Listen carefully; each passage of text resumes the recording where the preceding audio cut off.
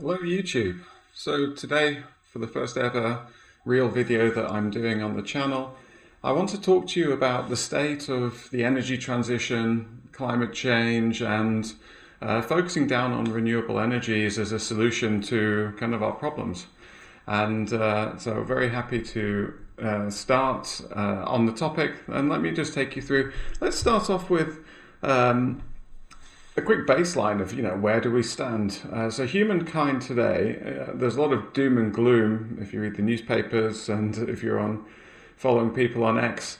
But we need to recognize that humankind is wealthier than it has ever been in history.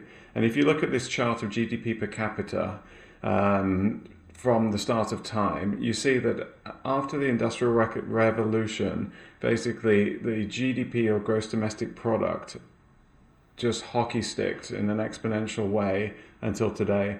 And so we've managed to take a huge amount of our population out of poverty, and we're in a very good space. And this is continuing to improve every year. And this has been driven by technology. So not only are we wealthier than ever before, but we should be happy because we're also living longer than we've ever lived before. In the 1900s, at the turn of the century, the average age globally of a person that was born was around 30 years. And since that time until today, the average age, and this is across the entire world, is now more than 70 years for a child born today. And that's simply a phenomenal achievement. Again, driven by all these advances in science and medicine, and also the fact that we've moved people out of poverty. So, all in all, the world is in a very positive position, and we should recognize that. But we've got a problem, and the problem is that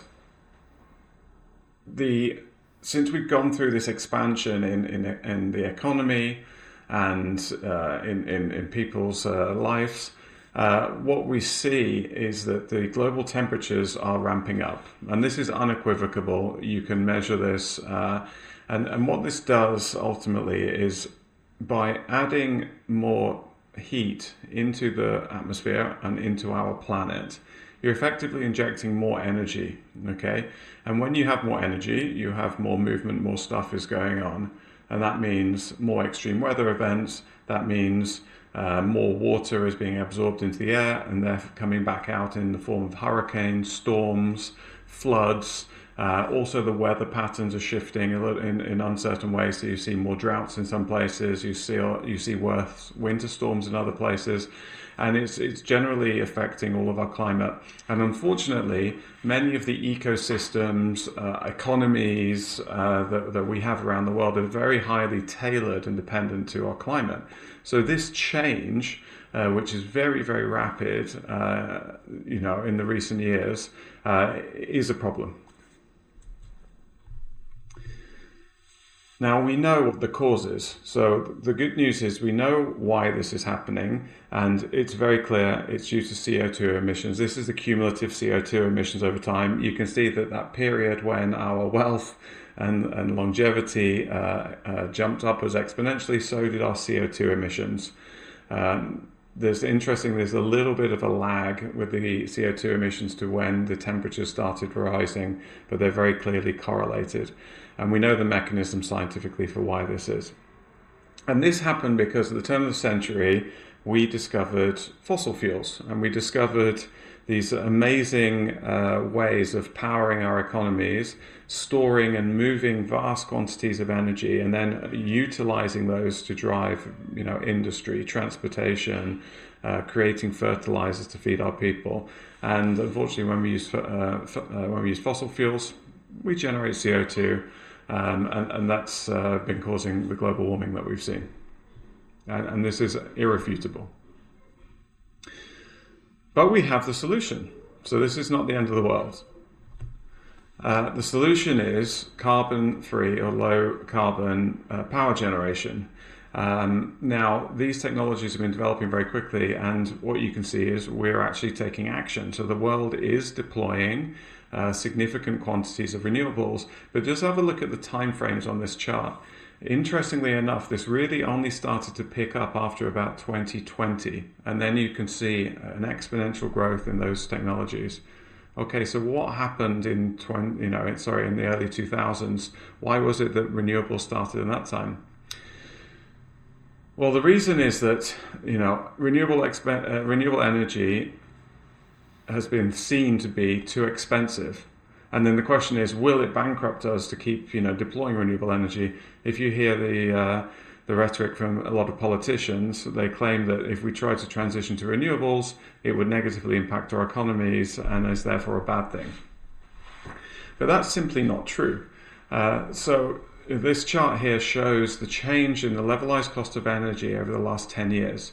And what you can see is an absolutely incredible drop in the cost of solar, decreasing 89% in cost, and wind decreasing about 70% in cost of onshore wind. And this has been absolutely phenomenal change. So 10 years ago, wind and solar were more expensive than fossil fuels, and they required subsidies to make them commercially viable. But what's happened is those technologies have really reduced in a significant way, such that it's now, let's say on average, there's obviously some outliers, but on average, they are cheaper than all forms of fossil fuel power generation. And this is a great thing. You may be asking yourself, well, why is it that renewables have dropped so much in cost compared to traditional forms of power generation? And the reason is because these renewable energies follow an exponentially declining cost curve. And this learning curve is very similar to the way that the semiconductor industry works. Whereas fossil fuels are extractive technologies. And because they're extractive technologies, what happened is, when you first start extracting the fuel, digging for coal or drilling for oil, you go for the easiest to access oil and gas.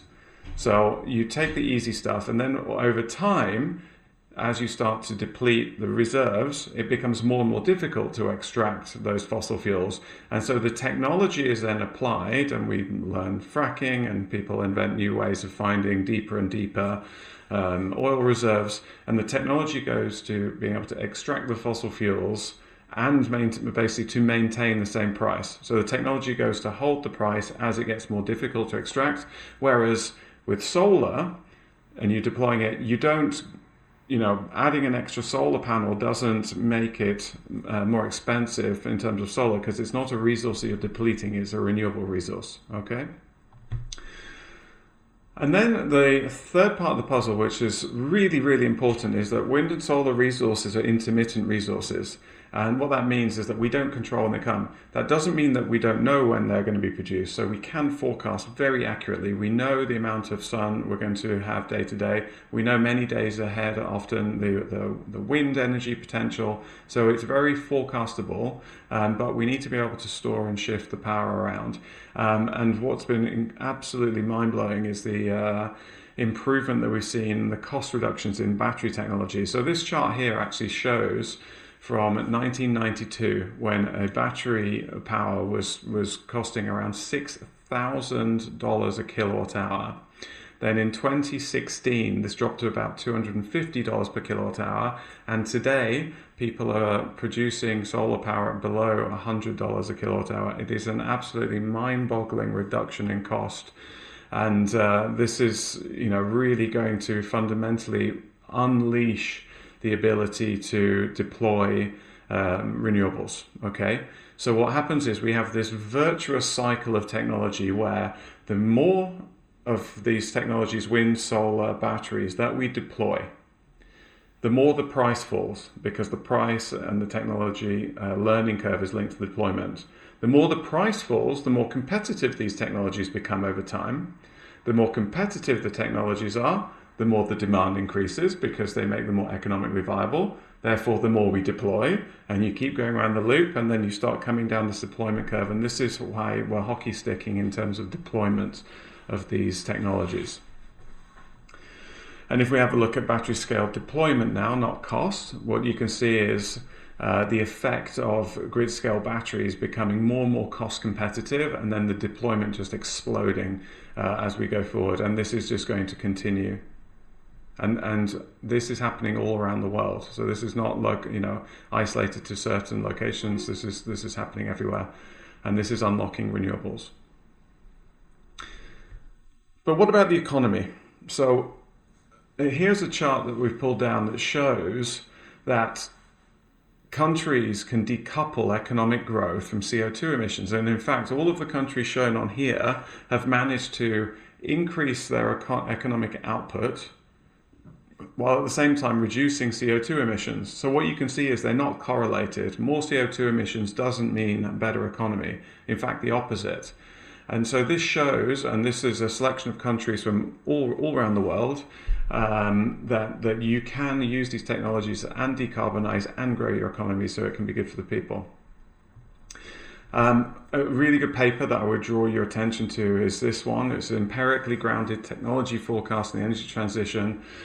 This is an amazing paper where they ran 3 different scenarios for the energy transition. They ran a fast, a medium, and a slow scenario.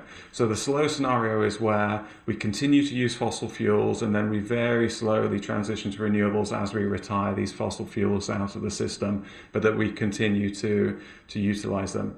The medium scenario is where we continue with the current trajectory. We kind of slowly adding renewables in, but they're backed up fundamentally by fossil fuels.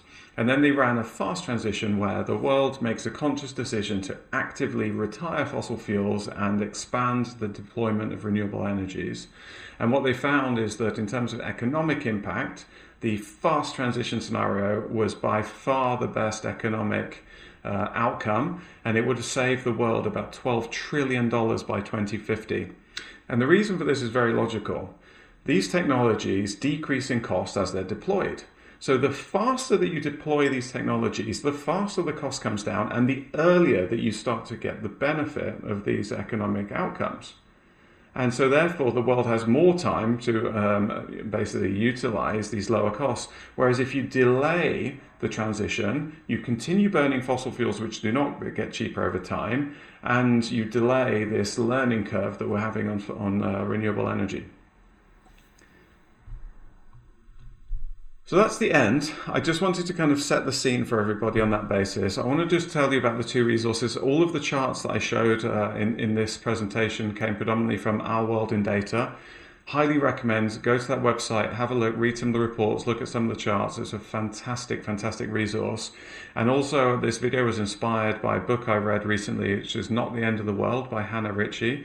She's an absolutely fantastic science communicator, a very data-driven book. And I actually have to say that after reading that book, I was very positive about our future. So go and check those 2 out. Thank you for listening, and I hope you enjoyed this.